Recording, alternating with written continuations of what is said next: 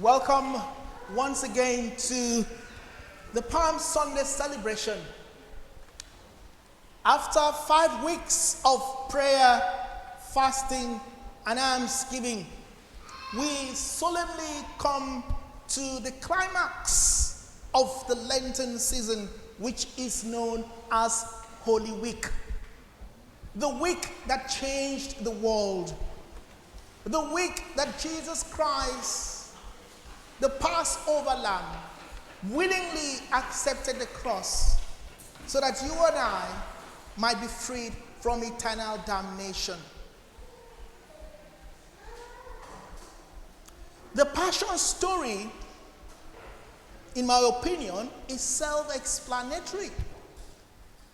And it is very long to even replace any homily for today.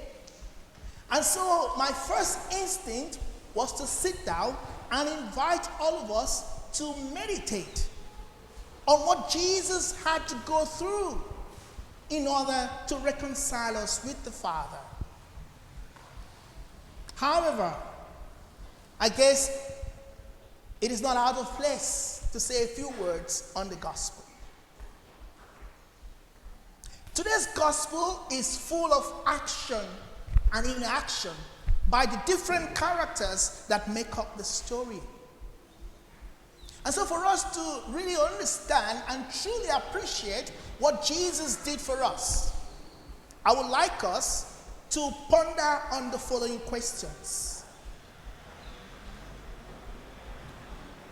Where do we stand in relation to the Passion story? And with whom do we identify? Do we identify with Judas who betrayed him, or the chief priests and the elders who demanded his death? Are we on the side of the apostles who abandoned Jesus at the time that he needed them most? Or are we with the crowd that shouted, "Crucify him, crucify him"? Do we identify with Peter who denied him?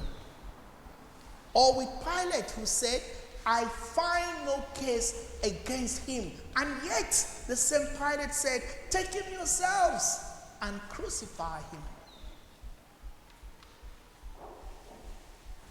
Do we see ourselves among the women who were watching from a distance?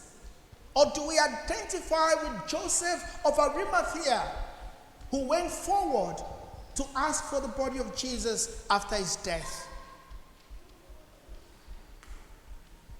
Wherever we see ourselves, one thing is certain: it was indeed a sad and sorrowful day.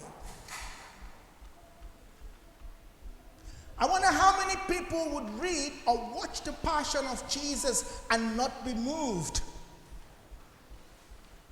If you are not moved by the betrayal, the denial, or the hatred that led to his passion and death, then the scourging at the pillar, the crowning with thorns, and the crucifixion will make you feel sorry for Jesus.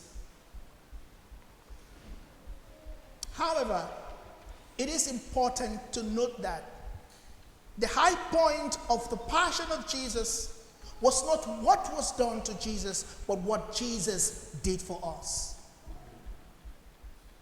The climax of the Passion of Jesus was the love, the humility, the courage, and the willingness with which Jesus accepted the cross for our sake.